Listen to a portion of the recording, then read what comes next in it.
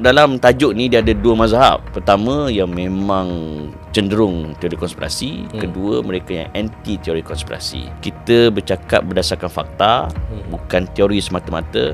Dan yang paling penting ialah what's next. Bukan sekadar kita nak menakut-nakutkan para penonton. Dan bila sebut Rockefeller, mesti tak terlepas nama Rothschild. Kenapa Rockefeller saja menguasai hampir 90% minyak di Amerika Syarikat. Dominasi. So apabila negara-negara besar ini terikat dengan loan ataupun hutang daripada kelompok pemodelan tersebut, sudah tentu segala polisi negara ataupun hala tuju hubungan luar negara kena ikut apa kehendak mereka. Macam itu juga apabila mereka telah mengawal polisi negara-negara kuasa besar, so mereka boleh menentukan tindakan yang dilakukan oleh negara kuasa besar terhadap dunia Islam. Yahudi hari ini walaupun mereka sedikit, tetapi mereka orang kata mengawal pengetahuan lah, kerangka framework macam mana kita lihat, macam mana kita belajar, apa sistem yang kita guna, kebanyakan diimport daripada mereka. So dari situ walaupun mereka sedikit secara manusianya, tapi mereka mengawal kita dari sudut sistem. Tapi umat Islam, bila mana kita berada dalam sistem itu, kita tidak boleh keluar. Sebab tu kita kena fikir macam mana alternatif kita untuk keluar dan ubah sistem itu.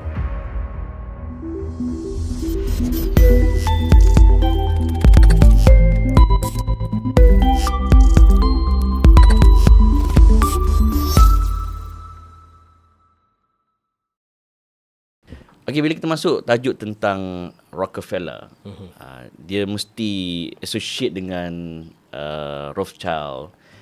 Dan suka saya bagi tahu pada yang sedang menonton ni, Tuan Ashraf, sebelum tu apa khabar? Alhamdulillah baik. Saja buat kelainan ni sikit kan. Okay, ini kita bukannya, sebab dalam tajuk ni dia ada dua mazhab. Pertama yang memang cenderung teori konspirasi, kedua mereka yang anti teori konspirasi. So saya kena bagi tahu establish satu pencerahan pada menonton. Kita bercakap berdasarkan fakta, bukan teori semata-mata. Dan yang paling penting ialah what's next. Bukan sekadar kita nak menakut-nakutkan para penonton.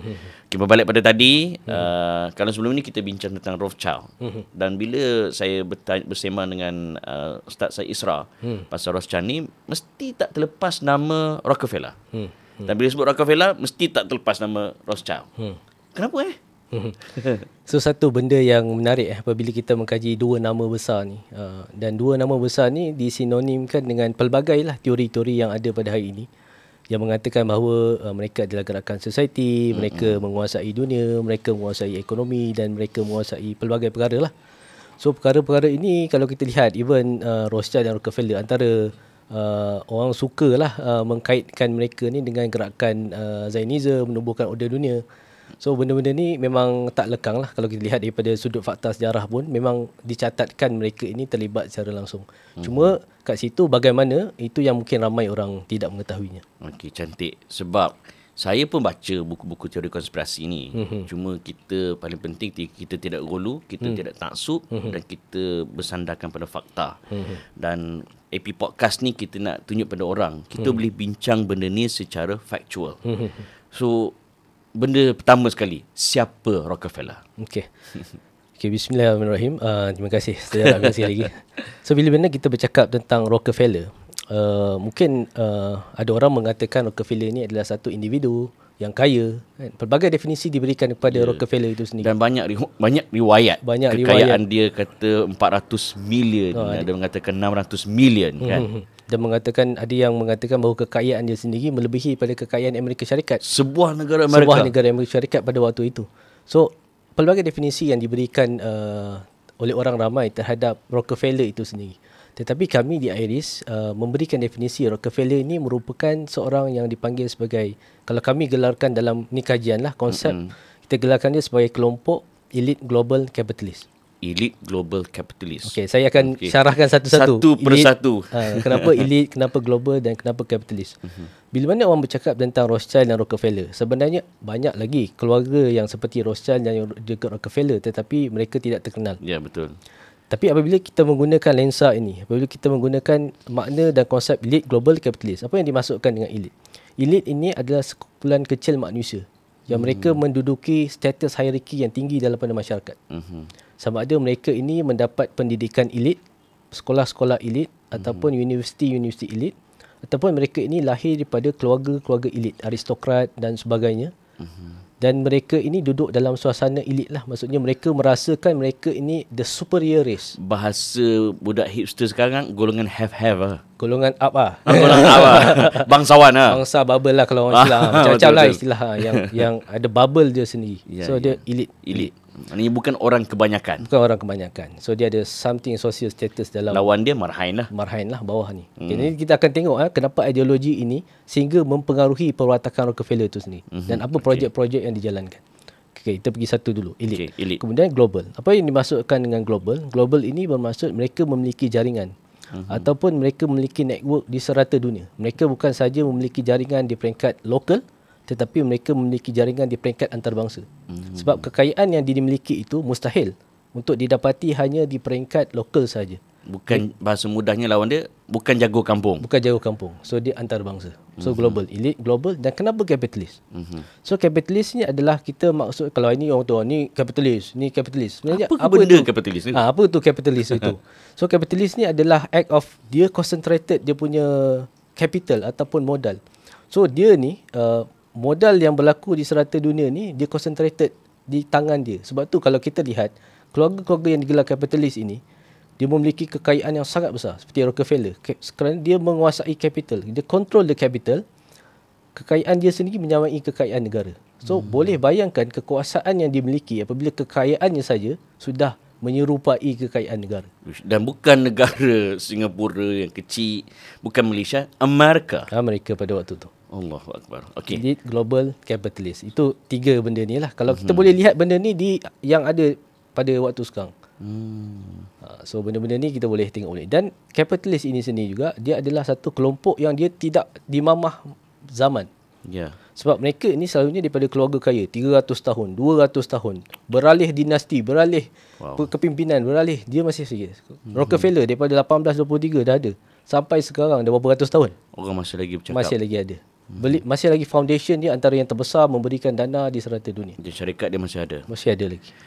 Dia adalah origin daripada Amerika.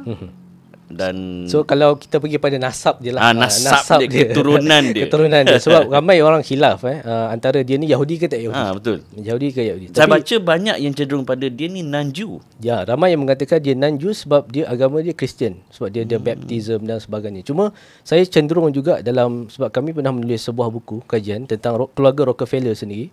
Kita mengambil bukan sanad lah, maksudnya ada sumber daripada sumber daripada University of Pennsylvania. So kita dapatkan satu, tapi bahasa Arabnya sanad lah. Sanad lah dia punya sumber dia mengatakan keluarga Rockefeller ini dia punya susu galur daripada Yahudi Ashkenazi daripada Sepanyol.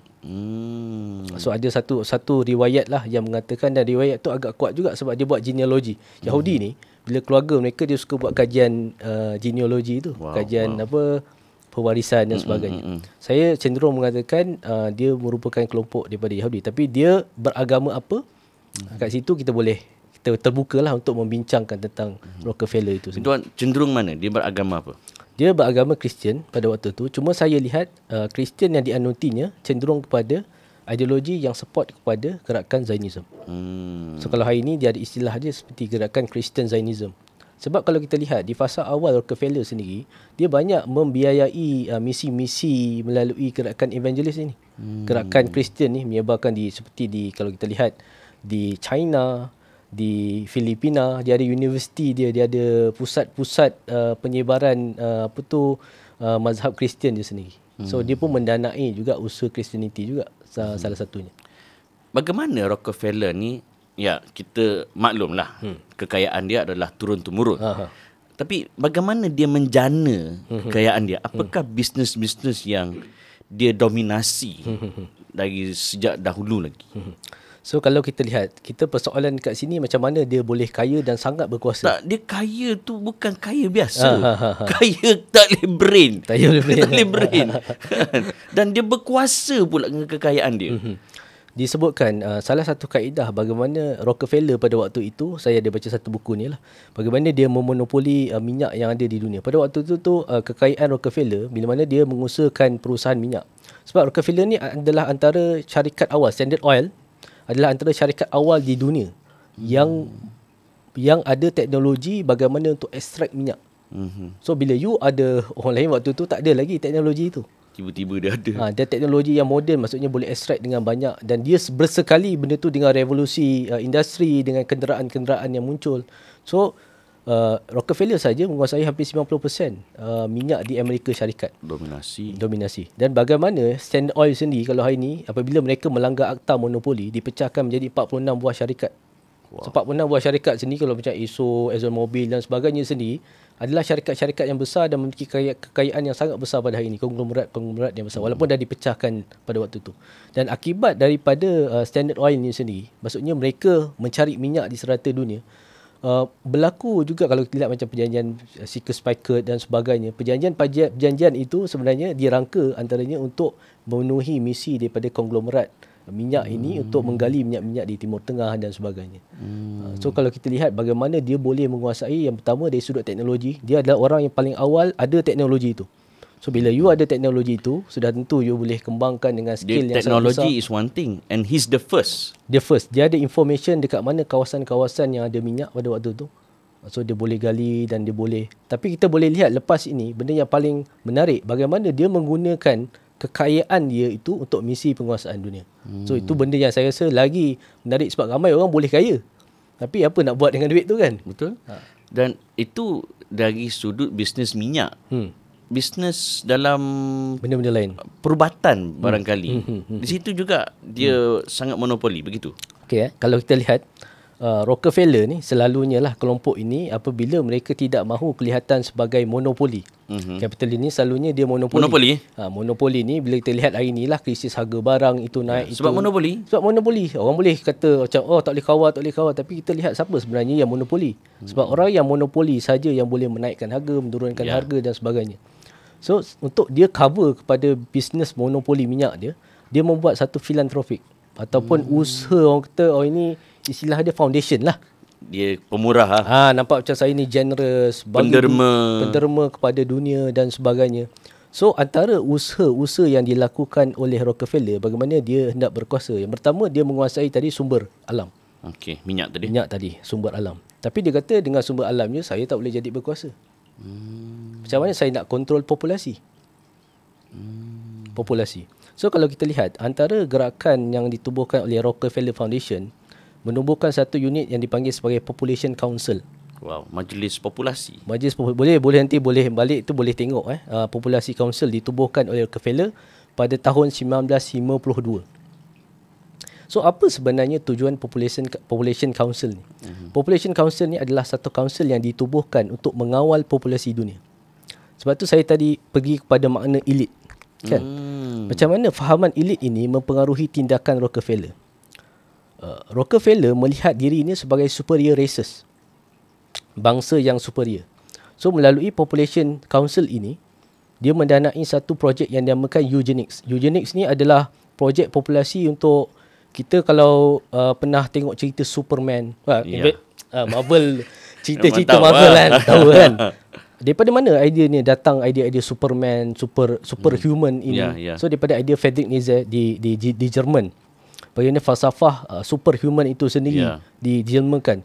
So bagaimana dia hendak mendanai satu projek populasi yang dipanggil selective breeding. So hanya individu yang ada breed tertentu sahaja boleh menjadi populasi dunia. Sebab tu hari ini kalau kita lihat Population Council ni dah mengatakan ini bukan ideologi kami. Tapi pada waktu asal penubuhan Population Council itu dah ideologi dia. So dari situlah dia tak mengaku sekarang. Tapi dana awal Population Council ni diberi oleh Rockefeller. Sebab tu kalau tidak dia bagi dana itu kepada projek-projek bagaimana untuk meningkatkan races lah, maksudnya white supremacy pada waktu tu dan sebagainya. Dan Population Council juga digunakan untuk mengawal populasi dunia. Sebab tu dari situlah lahir kontraseptif, HIV dan sebagainya, macam nak kawal population control. Dan dia target selalu tempat-tempat dunia ketiga. Rockefeller Foundation dia punya bahan, dia tak pergi negara maju. Dia pergi kat negara-negara dunia ketiga, selalunya di Afrika, di Mexico, kemudian di kalau kita lihat di China. Waktu tu dia menubuhkan satu unit kesihatan di China pada waktu tu untuk dia mengkaji populasi di China. So dari situlah kontraseptif dan sebagainya. Itu satu cara lah melalui populasi. Tapi dia juga invest dalam banyak perubatan, health. Dan idea-idea public health, kesihatan awam pada hari ini diwujudkan melalui usaha Rockefeller menubuhkan universiti-universiti awal. Contoh macam John Hopkins University yang kalau kita lihat global tracker of vaccine satu dunia. Yang ini kan kalau kita lihat. So adalah universiti terawal yang ditubuhkan oleh Rockefeller. So Rockefeller menubuhkan universiti-universiti perubatan untuk membuat kajian tentang penyakit, disease dan sebagainya dan menghasilkan vaksin. Sebab itulah ramai kelompok anti-vax mengatakan bahawa Rockefeller ini adalah vaksin ini sebagai teori konspirasi dan sebagainya. So benda-benda ni kita boleh kaji balik lah secara empiricalnya bagaimana keberkesanan dan monopoli. Cuma dia memang monopoli bisnes vaksin pada waktu itu. Sekadar selingan. Bagaimana kita nak menempelak golongan anti-vaksin mengatakan bahawa vaksin ini sebenarnya adalah agenda Yahudi. Kenapa? Sumbernya adalah Rockefeller.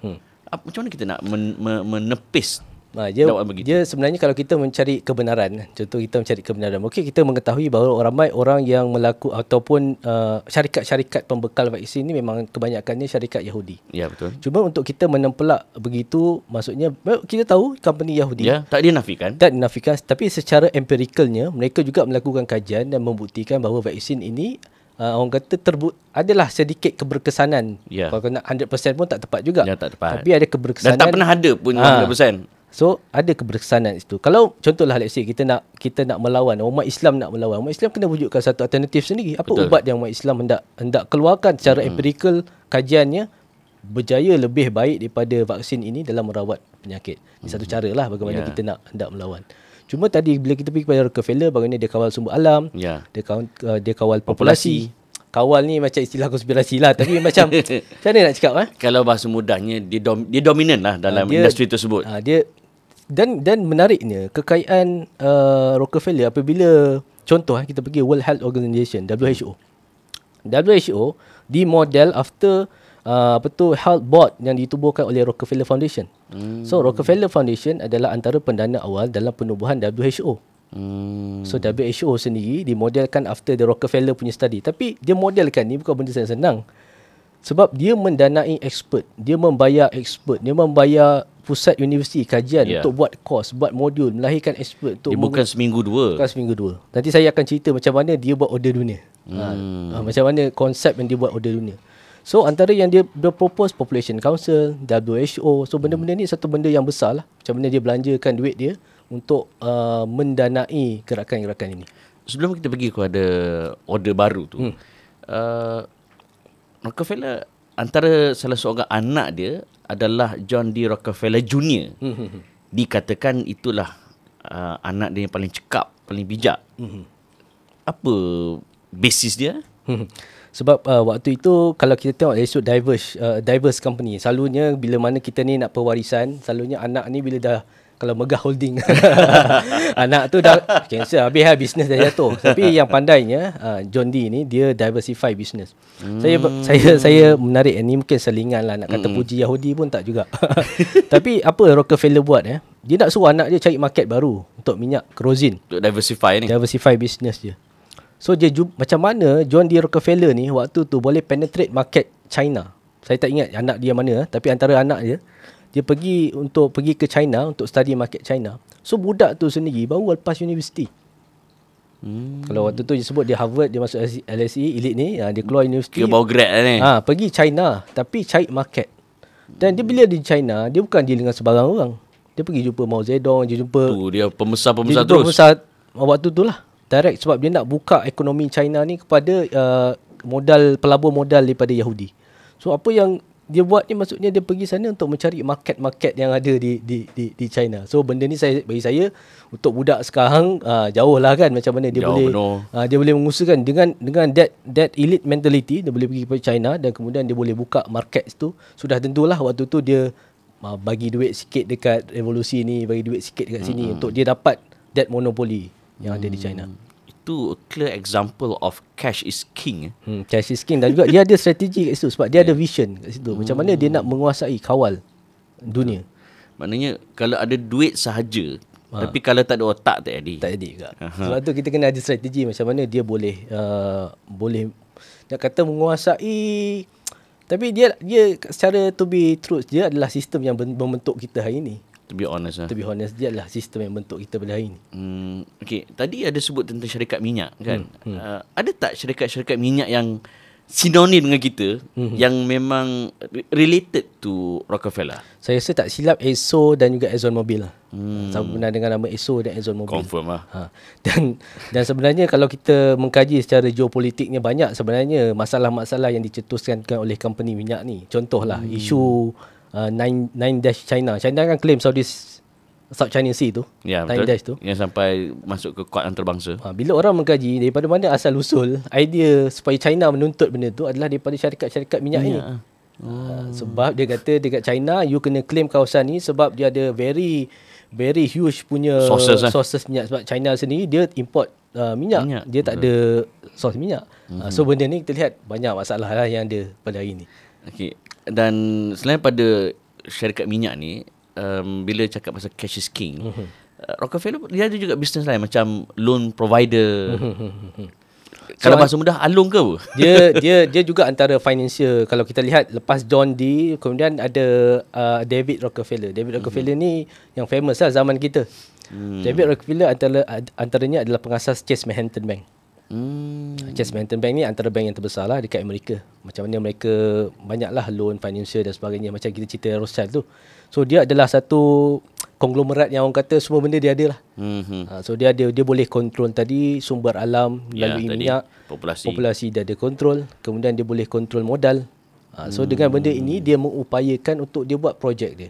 So apa projek dia? Antara usaha awal Rockefeller juga adalah antaranya melaksanakan idea PBB, pembentukan satu order dunia. Sebab ketika itu tadi WHO, now PBB. PBB juga adalah antaranya idea. Kami baru melaksanakan kajian terhadap dua pusat kajian yang besar lah kat dunia ni. Council of Foreign Relations dan juga Chatham House.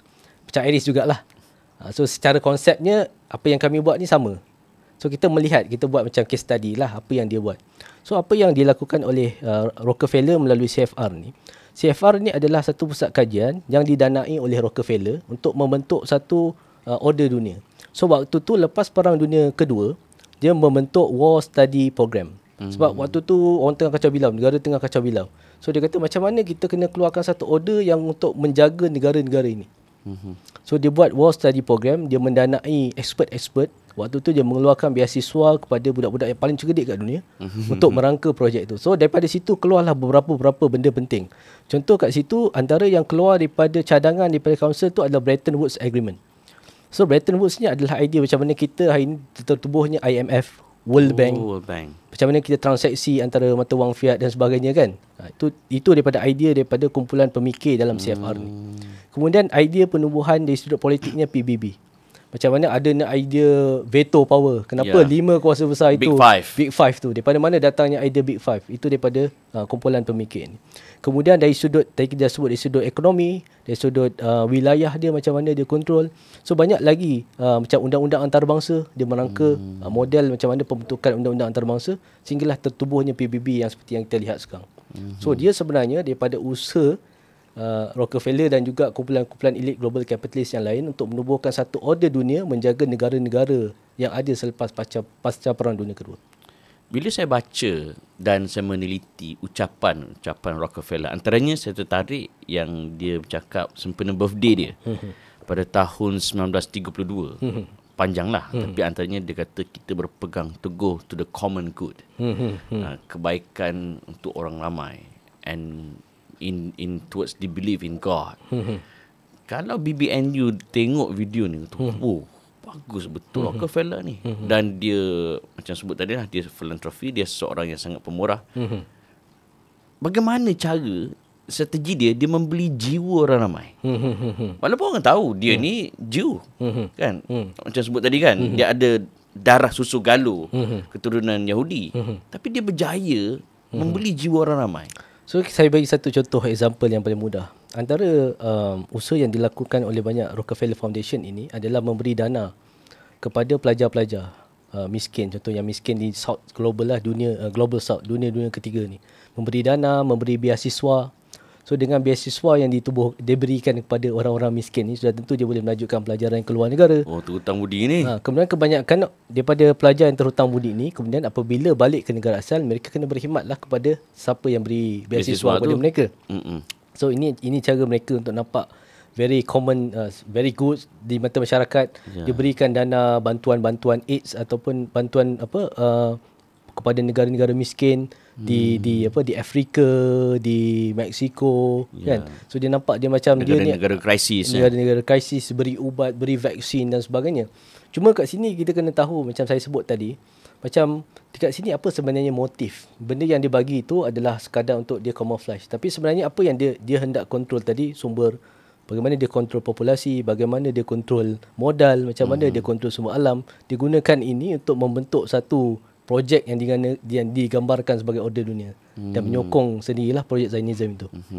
Alang-alang dah sebut order dunia, boleh perincikan sikit tentang order dunia yang digagaskan oleh Rockefeller ni.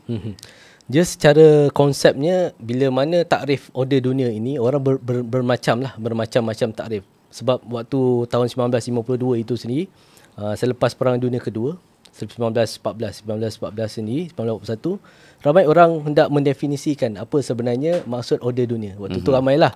Oh, macam-macam. Macam-macam lah. Itu ada yang ada gerakan pemikir di UK, gerakan pemikir di Amerika Syarikat. Masing-masing nak champion siapa yang akan jadi order dunia. So memberikan takrif dan definisi. Cuma bagi kami, order dunia ni adalah sebenarnya sebuah republic universal monarchy. Dan menggunakan idea daripada haskalah gerakan Enlightenment Eropah itu sendiri, liberty, equality dan juga fraternity sebagai dia punya nilai-nilai yang ada dalam order dunia ini untuk membentuk satu pakatan dan menjaga sistem dunia yang ada pada hari ini. So kalau orang lain boleh memberikan pelbagai takrif, PBB dan sebagainya, cuma kami lihat dia sebenarnya adalah satu usaha terancang untuk memasukkan negara-negara yang ada di dunia di dalam satu order yang dalam sistemnya adalah sistem yang menggunakan cara fikir daripada Rockefeller. Sebab dekat sini dia mengatakan bahawa sistem ini bebas nilai. Sistem ini tak ada ideologi. Tapi sebenarnya inilah sistem yang berideologi. Sebab itu kita lihat mana-mana usaha untuk menegakkan, contohlah kita lihat hari ini dalam konteks negara dunia, usaha untuk membebaskan Palestin. Kenapa sampai ke hari ini? Walaupun ada PBB, walaupun setiap tahun negara bersidang, beresolusi, kenapa Palestin tidak boleh bebas? Kenapa tiada sebarang usaha untuk membebaskan Palestin dalam kalangan 5 veto power tu? Kenapa dalam 5 veto power tu tiada negara Islam? So ini benda-benda yang kita kena lihat, siapa ideologi, siapa yang memberikan idea di sebalik penubuhan ini. Sebab ini hendak menjaga status quo mereka. Supaya dia masih lagi kekal lah dalam konteks sedia ada. Pusing pi, pusing mai, di situlah kita boleh nampak apa kaitannya dengan Palestin. Kaitannya dengan Zionism. Kaitannya dengan apa lagi? Kezaliman yang dilakukan ke atas negara-negara macam di Timur Tengah seperti Syria. Apa sebenarnya kita boleh kaitkan ke semua penguasaan ini dengan krisis yang berlaku di negara-negara Islam? Kita boleh melihat sebenarnya satu perkara yang bila mana kita sebut kelompok elit global capitalist, antara yang diberikan dulu yang Ustaz Said ada terangkan bagaimana mereka menguasai negara-negara dunia. Saya ada bagikan tadi kisah Zionism di Tanah Melayu.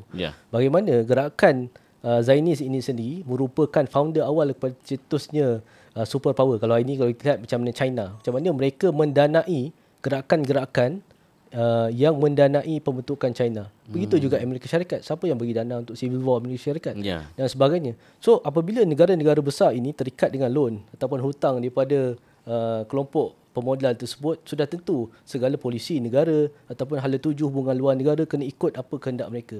Macam itu juga apabila mereka telah mengawal, istilahnya mengawal lah, polisi negara-negara kuasa besar.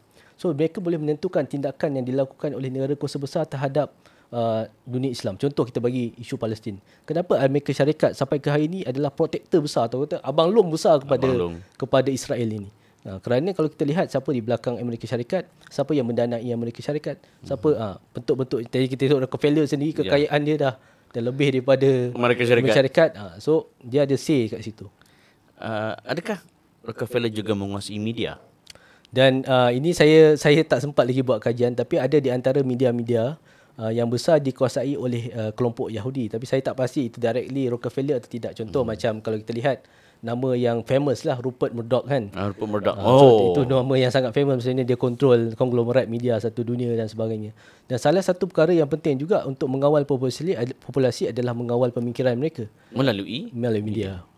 Saya suka cara Tuan Ashraf bila tak ada research, Tuan Ashraf tak berani untuk bagi tahu secara detail. Itu disiplin yang mesti dipuji. Akhirnya bila kita duk pompang-pompang bincang ni, saya nampak antara penyakit yang melanda umat Islam sekarang ialah penyakit menyalahkan orang. Ini semua agenda Yahudi. Ini semua agenda Yahudi. Ini semua Yahudi. Akhir sekali apa kau buat? Adakah ini satu penyakit yang perlu dibiarkan ataupun apa message Tuan Ashraf kepada kita semua yang berfikiran begini? Okay, sebenarnya kalau kita lihat, okeylah bagus. Dari satu sudut kita dah tahu bahawa Yahudi itu musuh kita. Dan kita tahu agenda mereka. Kita tahu agenda mereka. Tapi kita kena mengetahui apakah strategi mereka. Dan strategi mereka seperti yang saya beritahu sebelum ini, dia tidaklah semudah seperti kita lihat di akhbar-akhbar dan sebagainya. Dia bukanlah satu lapis.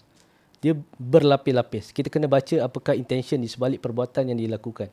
Dan penguasaan mereka bukanlah direct terus kita kata okey Yahudi berkuasa. Tak, dia tak macam tu. So benda ni memerlukan kajian. Sebab kita nak faham strategi mereka ini, kita perlukan kajian. Seperti mana mereka melakukan kajian.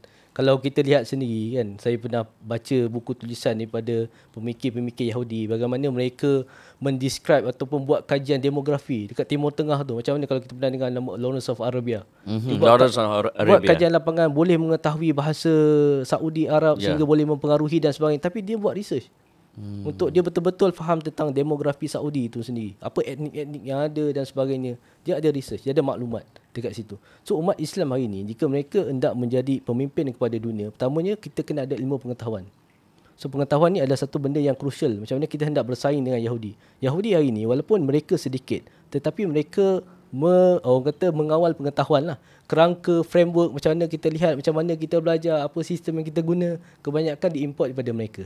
So dari situ walaupun mereka sedikit secara manusianya, tapi mereka mengawal kita dari sudut sistem. Tapi umat Islam, bila mana kita berada dalam sistem itu, kita tidak boleh keluar. Sebab tu kita kena fikir macam mana alternatif kita untuk keluar dan ubah sistem itu. Berdasarkan pemikiran dan ideologi kita sendiri. Dan kalau kita tengok sejarah pun, sistem, research, semuanya dibuat oleh Rockefeller, walaupun dia mempunyai segala kekayaan. Maknanya informasi, data, maklumat, dia disiplin dengan kekayaan juga. Maka bolehkah saya kata umat Islam juga kena ada usaha untuk menguasai kekayaan? Satu data yang saya dapat yang ni menarik lah bagi saya. Dikeluarkan oleh Oxford Center of Islamic Studies. Menunjukkan bahawa aset umat Islam satu dunia lebih banyak daripada Jewish sendiri dan lebih banyak daripada orang Kristian sendiri. So itu jumlah yang saya tak ingat amount tapi boleh research. Itu fakta. Itu fakta. Tetapi sebenarnya apa yang ke mana sebenarnya pergi duit-duit umat Islam? Kalau kita tengok di Timur Tengah. Kita tengoklah. Malu nak cakap. Timur Tengah, apa duit yang di mana duit itu dia belanjakan? Kebanyakan juga untuk projek-projek pengukuhan agenda Zionis ini sendiri. Macam mana kita lihat pemimpin-pemimpin di Timur Tengah menggunakan duit-duit itu untuk mengukuhkan agenda orang lain. So dia, apabila orang telah berfikir ikut cara dia, kapitalis, secara tak langsung, orang akan melaksanakan projek seperti apa yang dia mahukan. Walaupun orang ini bukan orang dia pun secara direct. Kekayaan dia, sumber dia akan digunakan mengikut template apa yang dia mahukan. So orang Islam ada kekayaan itu, cuma dia tak tahu nak gunakan. Tak ada ni. So macam mana kita nak bersaing dengan Yahudi dari sudut strategi, dari sudut kepakaran, bagaimana mereka melaksanakan strategi untuk menguasai dunia. Dan benda ni bukan konspirasi, benda ni real. Macam mana mereka menguasai pertahanan, membekalkan persenjataan, menguasai ekonomi. Dan hari ni saya baru pantau berita ni, keluar satu berita yang Israel antaranya invest besar dalam teknologi super quantum. Super quantum. Dia dah berbincang tentang super quantum sekarang. Teknologi super quantum. Kita dah chat GPT apa semua, dia orang dah advance lagi. Kita duk green technology pacarah. So kita boleh lihat lepas ni bila dia orang dah lengkap teknologi ni, dia akan import ke satu dunia, orang gunakan sistem dia. Orang dependent pada teknologi dia. Tuan Ashraf Farid, terima kasih kerana bersama dalam AP Podcast. Harap dijumpa lagi. Okay, insyaAllah. Assalamualaikum. Waalaikumsalam.